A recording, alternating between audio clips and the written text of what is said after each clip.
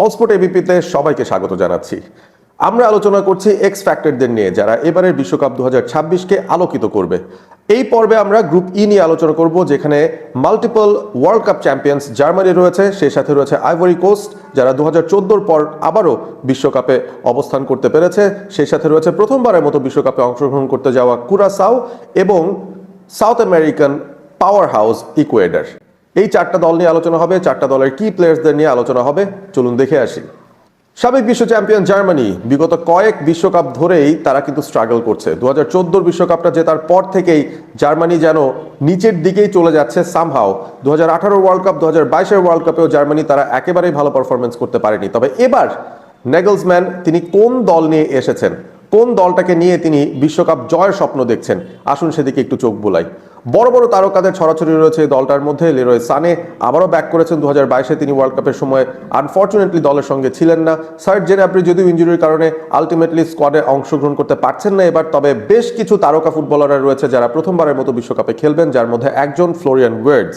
লিভারপুলের এই মিডফিল্ডার অনেক টাকা দিয়ে এবার এই মৌসুমটায় লিভারপুলে অংশগ্রহণ করেছেন বা লিভারপুলে জয়েন করেছেন। তবে তার একটা মিক্সড ব্যাগ সিজন গিয়েছে, লিভারপুলেরও একটা মিক্সড ব্যাগ সিজন গিয়েছে। তবে ফ্লোরিয়ান ওয়ার্ডস তার যেই ভালো পারফরমেন্স সেটা কিন্তু তিনি এই প্রিমিয়ার লিগ সিজনের শেষ ভাগটায় এসে কিন্তু দেখানো শুরু করেছেন এবং জার্মানি দলের হয়ে দারুণ পারফরমেন্স তার রিসেন্ট সময় ধরে ডেফিনেটলি আছে। কাই হ্যাভার্টজ রয়েছেন যিনি আর্সেনালের সঙ্গে চ্যাম্পিয়ন হয়েছেন এবার মৌসুমটায়, প্রিমিয়ার লিগে খুব ভালো পারফর্ম করেছেন শেষ দিকটায় এসে এবং তার মূলত যে গোলটা ছিল ফুলহামের সাথে সেটাই কিন্তু এনশোর করেছে যে আর্সেনাল এবার তারা আলটিমেটলি প্রিমিয়ার লিগের ট্রফিটা ঘরে তুলতে পারছে। জামাল মুসিয়ালার কথা বলতে হবে, ইনজুরি স্ট্রিকেন একটা সিজন গিয়েছে তার। তবে বায়ার্ন মিউনিখের এই স্টার এবারে বিশ্বকাপ রাঙানোর জন্য পুরোপুরি প্রস্তুত। সেই সাথে রয়েছেন স্টিলার, যিনি শোটা স্টিল করে নিতে পারেন মিডফিল্ডে, নতুন এক তারকার নাম এবং আমার মনে হয় জার্মানির এই মিডফিল্ডটায় তিনি একটা আলাদা রকম স্টিল নিয়ে আসতে পারবেন।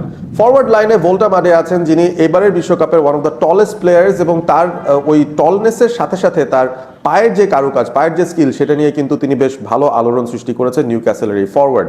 তবে আমার কাছে মনে হয় এই দলটার কি ম্যান হবেন বা এক্স ফ্যাক্টর হবেন, যিনি এবারের বিশ্বকাপটা অন্যরকমভাবে আলোকিত করবেন, তিনি হচ্ছেন লেনার্ড কার্ল।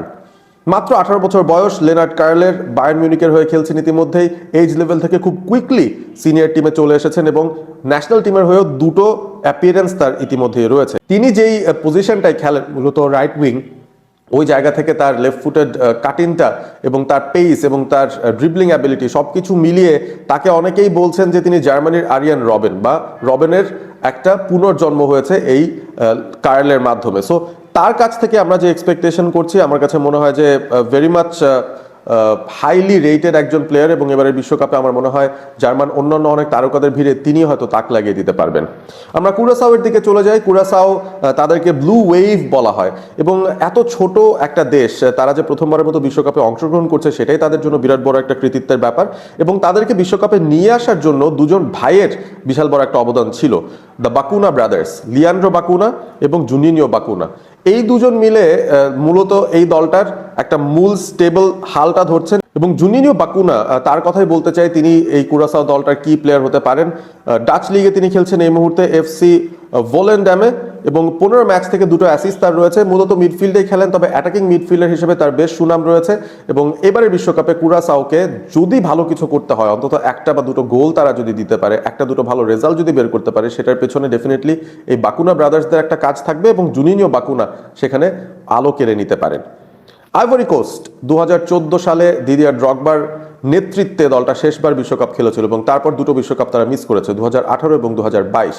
আইভরি কোস্ট সাধারণত আফ্রিকার one of the power houses এবং আমরা জানি যে তারা রিসেন্ট সময় খুব ভালো একটা জেনারেশনাল ট্যালেন্টস তারা কিন্তু প্রডিউস করতে সক্ষম হচ্ছে তাদের দেশ থেকে, যারা ইউরোপের বিভিন্ন কম্পিটিশনে পার্টিসিপেট করছেন। কিছু প্লেয়ারদের নাম অবশ্যই বলা যায়, সেকো ফোফানা, যিনি পোর্তোর সঙ্গে এবার চ্যাম্পিয়ন্স লিগ ভালো করেছেন এবং সেই সাথে ডেফিনেটলি পোর্তোকেও পর্তুগিজ লিগের চ্যাম্পিয়ন বানিয়েছেন। এই মিডফিল্ডারকে নিয়ে অন্যান্য অনেক ক্লাবই কিন্তু টানা হ্যাচড়া করছে এবং সেকো ফোফানা তিনি মিডফিল্ডের মায়েস্ট্রো হতে পারেন এই আইভরি কোস্ট দলটায়।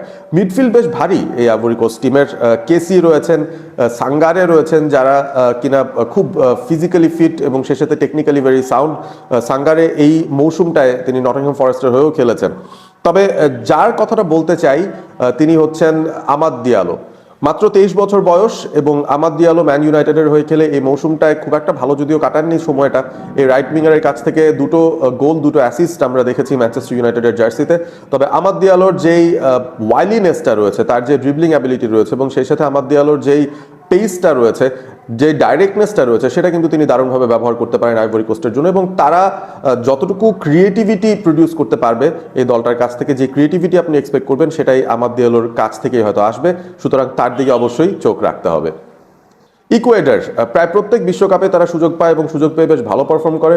2022 বিশ্বকাপে তারা গ্রুপ এতে পড়েছিল, সেখানেও তারা কিন্তু গ্রুপ পর্ব পার করে নকআউট স্টেজে চলে যেতে পেরেছিল রাউন্ড অফ 16-এ। তবে তাদের বেশ কিছু প্লেয়াররা রয়েছেন যারা প্রিভিয়াস ওয়ার্ল্ড কাপেই বুড়িয়ে গিয়েছিলেন। এনার ভ্যালেন্সিয়া তাদের মধ্যে অন্যতম, যিনি 3টা গোল দিয়েছিলেন তাদের পক্ষে। তবে এইবার তারা কিন্তু অন্যান্য অনেকজনের ওপর নির্ভর করবে যারা গত বিশ্বকাপেও প্রথমবারের মতো বিশ্বকাপ খেলার একটা ফ্লেভার পেয়েছিল, তবে এই বিশ্বকাপে আরো অনেক ম্যাচিউরড হয়ে এসেছে। তাদের মিডফিল্ড ডিফেন্সের দিকে যদি তাকাই, সেটাও একটা পজিটিভ দিক। তাদের হিন কাপিয়ে রয়েছেন, যিনি আর্সেনালের হয়ে মৌসুমে দারুণ খেলেছেন এবং আর্সেনালকে চ্যাম্পিয়ন করার পেছনে দারুণ একটা ভূমিকা রেখেছেন। লেফট ব্যাক পজিশনে খেলতে পারেন, সেন্টার ব্যাক পজিশনে খেলতে পারেন। এস্তুপিনিয়ান রয়েছেন, যিনি লেফট ব্যাক পজিশনে খেলেছেন এবং গত বিশ্বকাপে তার কাছ থেকে আমরা ভালো পারফরমেন্স দেখেছি। Pacho, the centre back from PSG, তিনি কিন্তু মূলত এখন পিএসজির মূল সেন্টার ব্যাকের দায়িত্বে রয়েছেন বলা যেতে পারে। তাকে কিন্তু রেগুলারলি খেলানো হচ্ছে এবং তিনিও ইকুয়েডরকে এই মৌসুমটায় বা এই ওয়ার্ল্ড কাপ মৌসুমটায় একটা ভালো কিছু উপহার দেওয়ার চেষ্টা ডেফিনেটলি করবেন। সো ডিফেন্সিভলি আমার মনে হচ্ছে তারা বেশ শক্তিশালী হচ্ছে এবং তাদের মিডফিল্ডেও কাইসেডো রয়েছেন, যিনি বোনাফাইড একজন সুপারস্টার এবারের ওয়ার্ল্ড কাপের জন্য। তবে আমি যে নামটা বলতে চাই, যিনি হচ্ছেন এক্স ফ্যাক্টর হতে পারেন এই দলটার, তার নাম হচ্ছে কেনরি পায়েজ। বয়স খুবই কম, মাত্র 20 বছর বয়স। চেলসিতে কেনা হয়েছিল তাকে, তবে লোনে রিভার প্লেটে পাঠানো হয়েছে এবং আর্জেন্টাইন লিগে তিনি যতটুকু ভালো খেলছেন না কেন, আমার মনে হয় ইকুয়েডরের যে ক্রিয়েটিভিটির জায়গাটা রয়েছে, গোল স্কোরিং এর যে জায়গাটা রয়েছে, সেখানে এই অ্যাটাকিং মিডফিল্ডার তিনি দারুণ একটা রোল প্লে করতে পারেন। উইং পজিশনেও খেলতে পারেন কেনরি পায়েজ। তার পেস, তার ডিরেক্টনেসটা আমার মনে হয় ইকুয়েডর কাজে লাগাতে চাইবে। অবভিয়াসলি এই কি প্লেয়ার্সরাই আসলে আলো ছড়াতে পারেন এবারে বিশ্বকাপে, নজর রাখবেন তাদের উপর। আপনারা কমেন্ট করে জানিয়ে দিন এই যে 4টা দল, তারা আসলে তাদের কি প্লেয়ার্স কারা হতে পারে এবং সেই সাথে আপনার মতে কারা নেক্সট রাউন্ডে যেতে পারে। আমি যদি চলে যাই গ্রুপ ইতে, আমি কাদেরকে আসলে গ্রুপ চ্যাম্পিয়ন হিসেবে দেখছি, ডেফিনেটলি জার্মানিকে দেখছি 1 নম্বরে। 2-এ থাকবে আইভরি কোস্ট। আমার মনে হয় তাদের মিডফিল্ড এবং ডিফেন্সের পাশাপাশি ফরওয়ার্ডের ক্রিয়েটিভিটিটাই তাদেরকে একটু হেল্প আউট করতে পারে। 3-এ থাকবে ইকুয়েডর এবং 4-এ শেষ করবে কুরাসাও। কমেন্ট করে জানিয়ে দিন আপনাদের মতামত। ভালো থাকবেন সবাই, সাবস্ক্রাইব করবেন অল স্পোর্ট এবিপি।